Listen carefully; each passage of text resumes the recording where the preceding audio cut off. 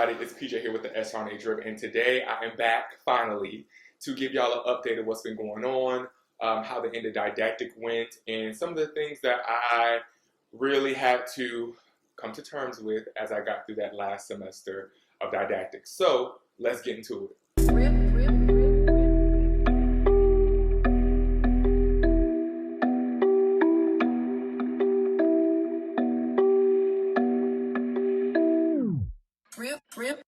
So first things first, I am glad that didactic is over. Let me just start by saying that was probably the roughest semester that I had. I'm now like 2 or 3 semesters past that point at the making of this video, but I still remember it like it was yesterday. So I'm really glad that that part is finito.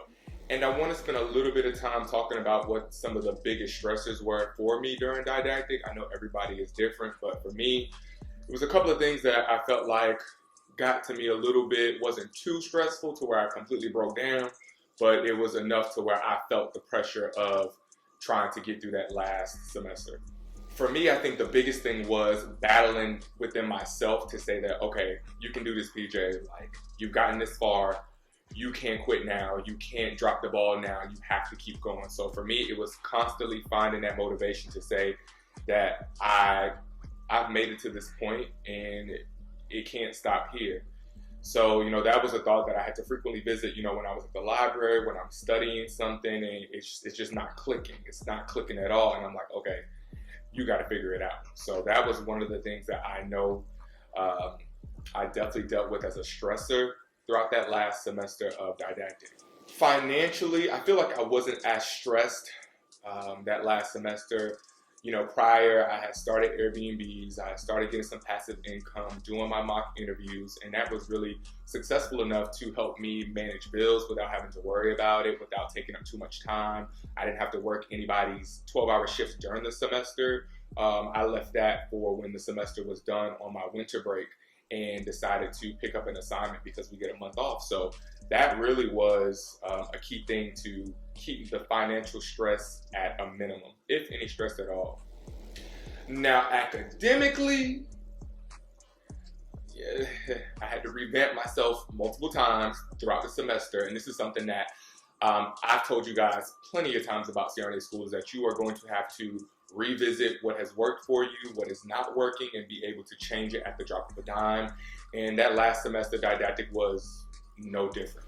So somehow I ended up studying alone for a lot of my study sessions throughout the last semester. Now, I was still communicative with my study group and the people that, you know, I had been studying with up until this point, but it was a little bit different this semester, and I was in the library a lot by myself. I felt like that's where I worked best. Some of my classmates, they felt like they couldn't be in the library. They wanted to be, you know, in the comfort of their home, but I just knew that wasn't going to work for me. So I had to kind of put myself in a position to say, okay, this is how I need to be disciplined enough to study, and it was in the library by myself.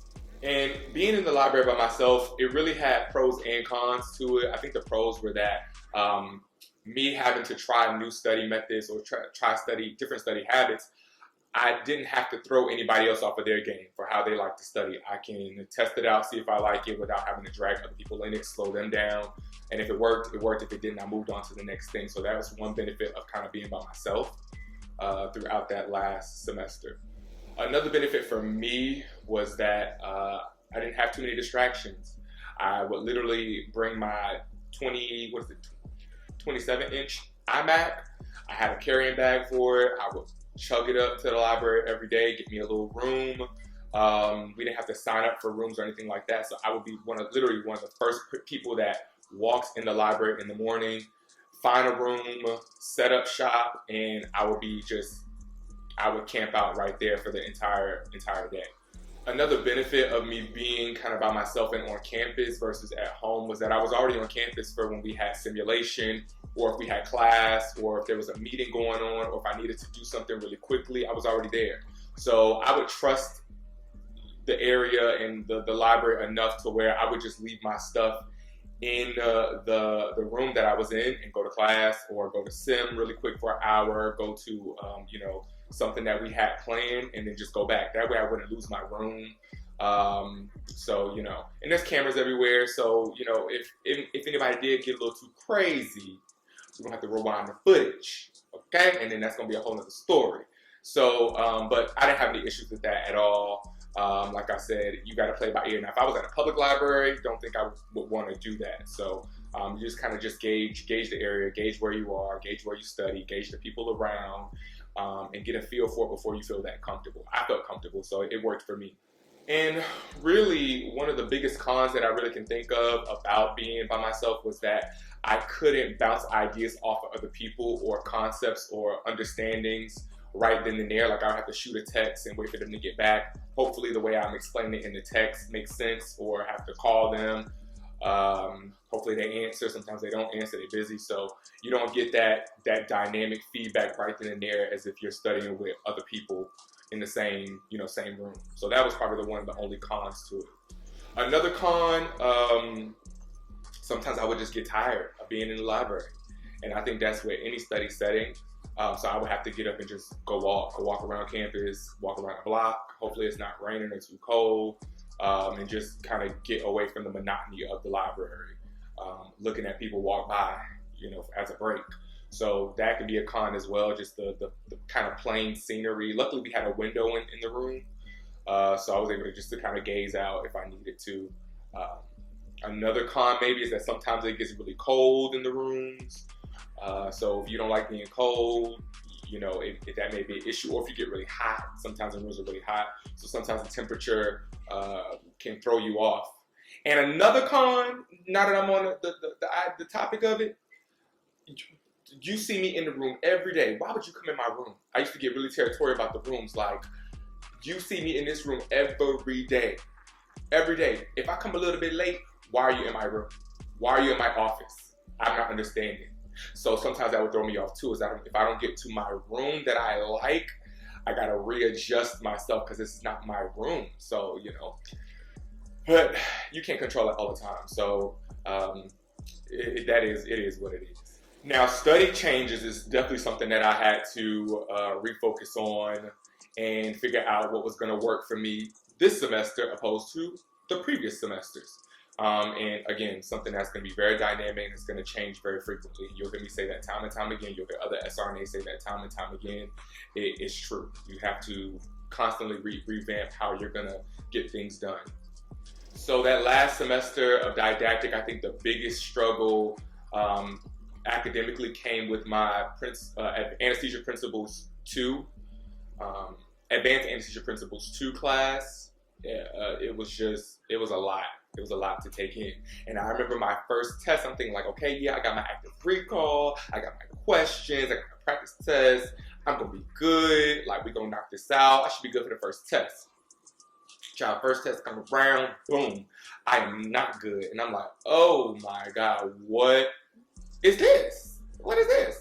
So I didn't panic, I didn't stress about it. I said, this is no different than any other semester. Let me regroup and just try to find where I need to make a change. And that's what I did. So made some changes, but then the next test that we had wasn't really by the same professor. So I figured, okay, it can't be any harder than the first exam. So, make your changes, study, hit it hard, and you should be fine. So next test come around, I did fairly well. Of course I can always do better, but I did fairly well, much better than the first exam. So I'm like, okay, this is good. Like, I found a way that's working for me. Perfect.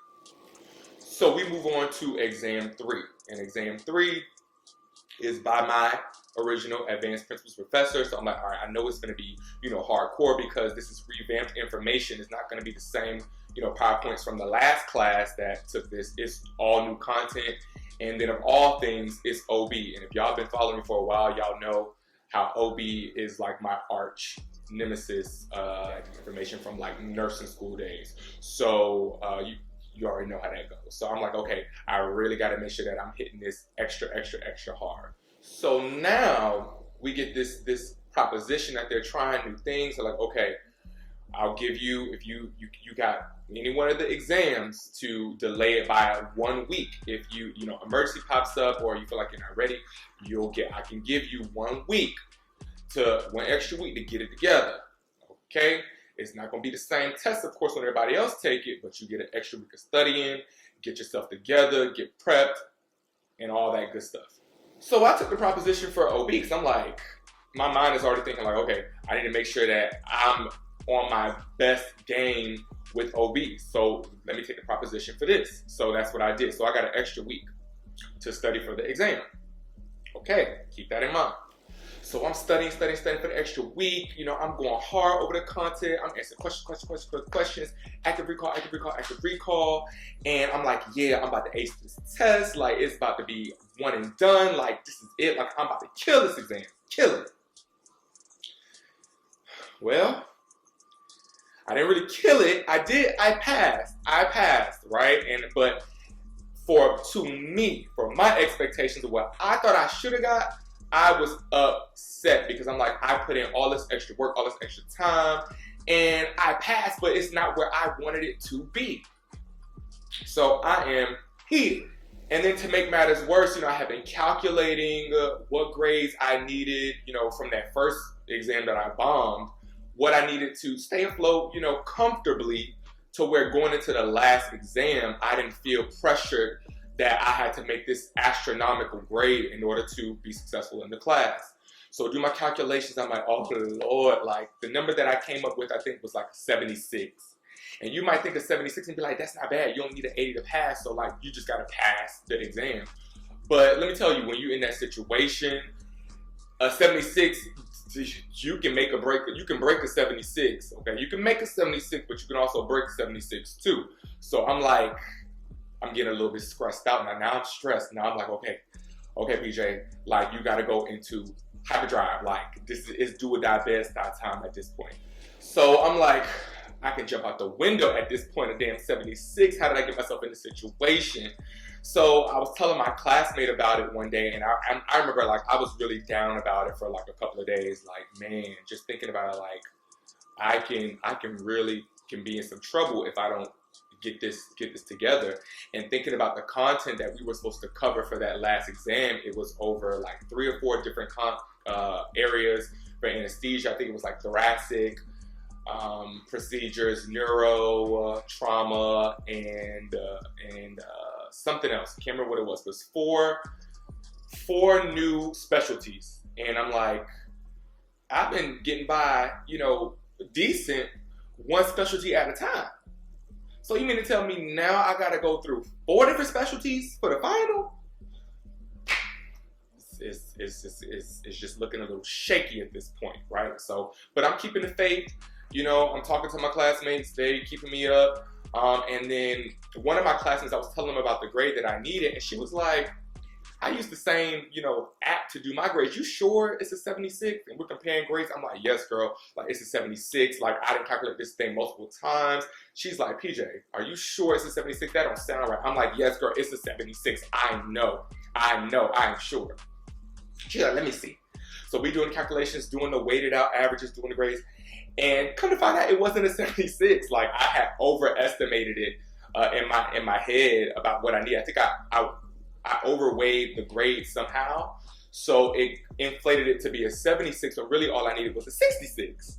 So now in my mind, I'm like, oh, Jesus, okay, a 66. Like, PJ, you can manage a 66. Like, if you can't get a 66, you don't need to be in this program anyway. So I'm like, you can get a 66. But at the same time, I'm like, if you don't get a 66, I know something. So I'm battling that struggle in my head now, battling in my head. But at the end of the day, I'm finding the motivation to say, your worst grade was nowhere near a 66. So you can do this. You can do it. You can do it. You can do it. Pushing myself, motivating myself. You're going to have a lot of self-motivation. So that's what I'm doing with myself at this point.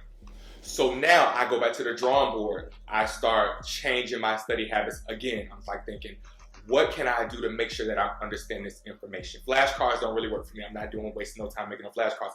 Hell, by the time I make all the flashcards that I need, I only got a day to look at them. That's not going to cut it. So I just don't, flashcards is just not my thing.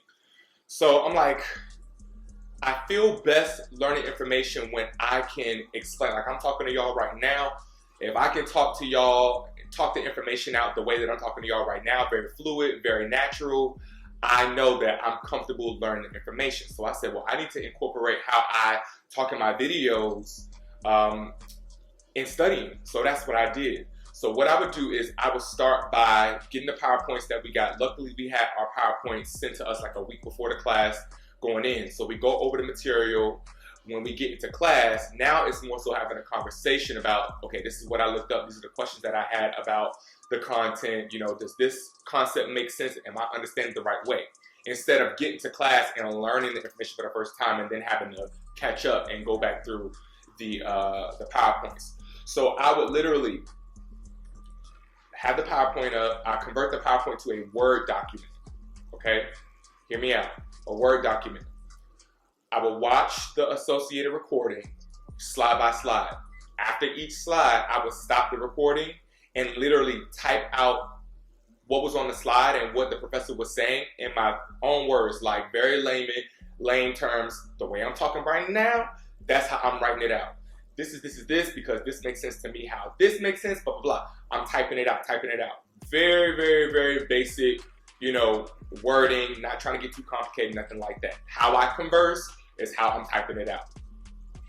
So it would take me a while to get through the PowerPoints. You know, PowerPoints, you're looking at 200, 300 slides, and it's all fresh content. So you're stopping, you're rewinding, you're going back and saying, what did they say? How does that make sense? You're trying to interpret it and make it click for the first time. So it takes a long time to get through everything. You just have to dedicate the time to do it. So I would get through each slide, typing it out like a nice little paragraph, right?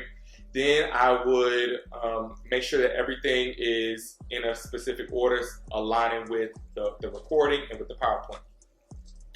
Once I get through that, then I said, okay, well, maybe I need to record myself saying it like the way that I wrote it. So what I would do is I would pull up my voice memo on my iMac. I would get to campus and I would literally kind of make a lecture of the information that I wrote and took notes on.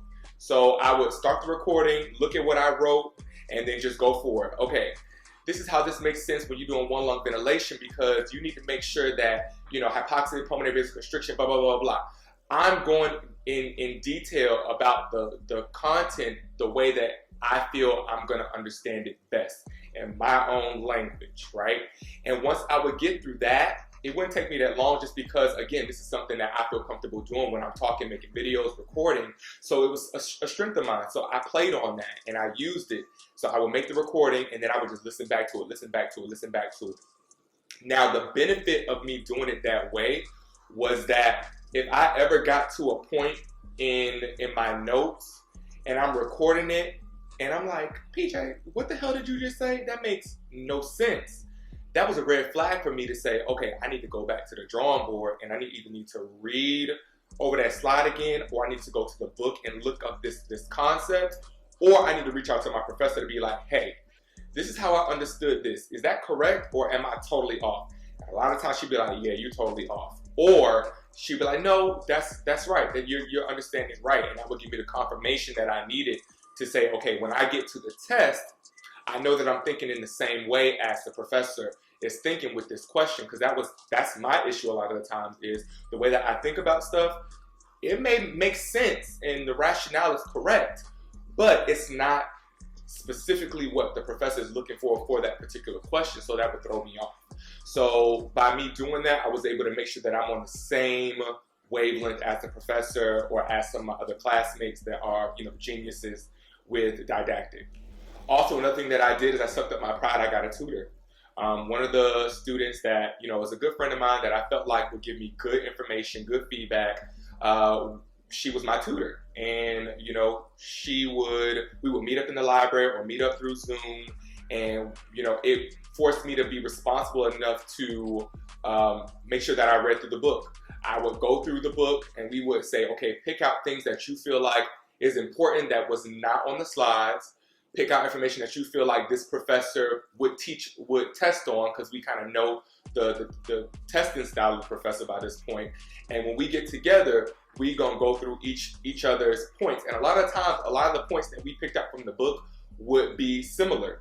And I would just add that to my notes, and I would record that as well, me going through those book concepts too, and I was able to piece everything together.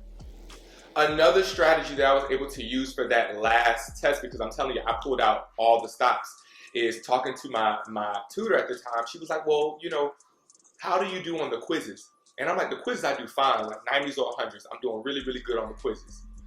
And she says to me, okay, well, this is what I do, because I do really well on the quizzes too. She said, I literally look at the exam or think about the exam as quizzes. You know, if it's 50 questions on the exam, I look at it as 5 quizzes. Or if it's 60 questions, look at it as 6 quizzes. I answer 10 questions at a time, and then I take a break.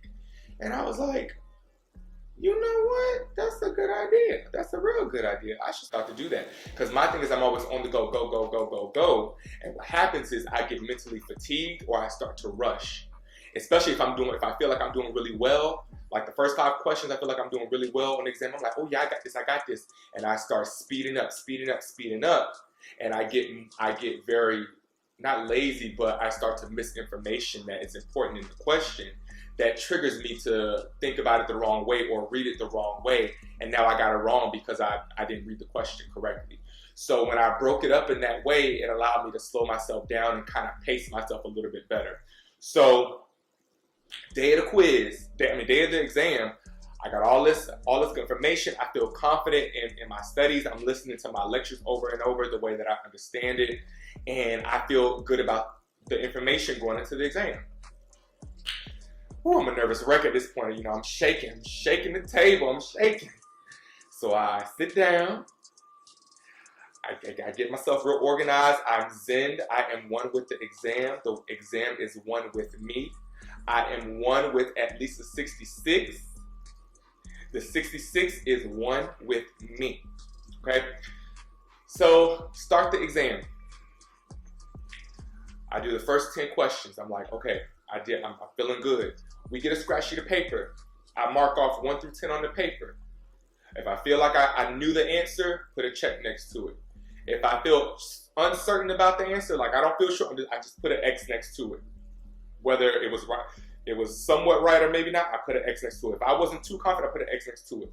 I get through the first 10 questions. I'm looking at this, only 1 X. I'm like, okay, I feel like I'm doing good.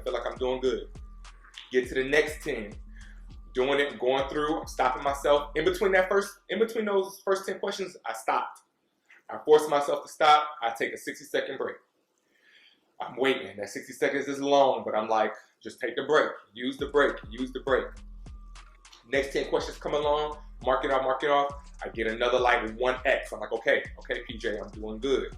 And the check marks, I know for a fact this question is right. Next set of questions. Get through it, it's like 2 X's. I'm like, okay, I was uncertain. I'm just gonna mark it as an X. I'm not even gonna hype myself up to say that I got it right. I'm just mark it as an X. But I'm looking, I'm keeping track. I'm still doing good. Get through the entire exam. I said, you know what, PJ? If it's meant to be, it's meant to be. You did all you could do. And when I get to that point where I feel like it's as much as I can do, I can actually let it go. Now, put in the comments, y'all, if y'all know where I got that from. If y'all know where I got that line from, put in the comments. I want to see what kind of people I'm working with. The line was, you know, when I get to that point where I feel like, okay, that's as much as I can do, I can actually let it go. Let me see if y'all know where that comes from. But anyways, so I press submit. Ooh, I didn't want to look at the screen. Mind you, I'm like the last person in the class at this point, and I'm never the last person to take a test, but I force myself to take my time. So I'm the last person.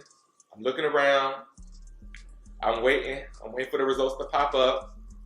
It pops up and I think I got like an 86 or an 88. And I was like, oh, thank you, Jesus. Oh, I was so happy. Oh my God, I was so happy. And it was like a huge weight just like whoosh, dropped off of my shoulders. And I couldn't have been more happy. And I was really happy because I pushed myself to do more than I was used to doing. I pushed myself to read more. I pushed myself to make sure that I understood the concepts. I pushed myself to, you know, ask for help. So it was rewarding to see that everything that I had worked out. I'm fine with 88. I don't need no 96, no 98, no 99. I don't care about none of that. As long as I pass, that's my biggest thing. So it worked out, and it was a great feeling at the end of that exam. So at that point, I knew that that was the last didactic exam I would ever take in CRNA school. And to go out on a high note like that, it really, it was a great feeling for me. And I knew that clinical would be even better from that point on, and that's kind of where I would thrive. And that's exactly what happened up until the point now. I'm almost a year, or going more so into a year of clinical at this point. So it's a good feeling. It's a really good feeling. So yeah, that's how the end of didactic went for me that last semester. Put in the comments, y'all, about that line that I said. I want to see if y'all know. Drop any comments that y'all have, any questions that y'all have about studying or anything that I've said in this video. Make sure that you like, share, subscribe, comment. And y'all know I'm very responsive when I'm on here, so I want to hear from y'all. I know it's been a while, but I am back. And we're going to talk about some things during this season of the SRNA Drip. So with that being said, I'm out.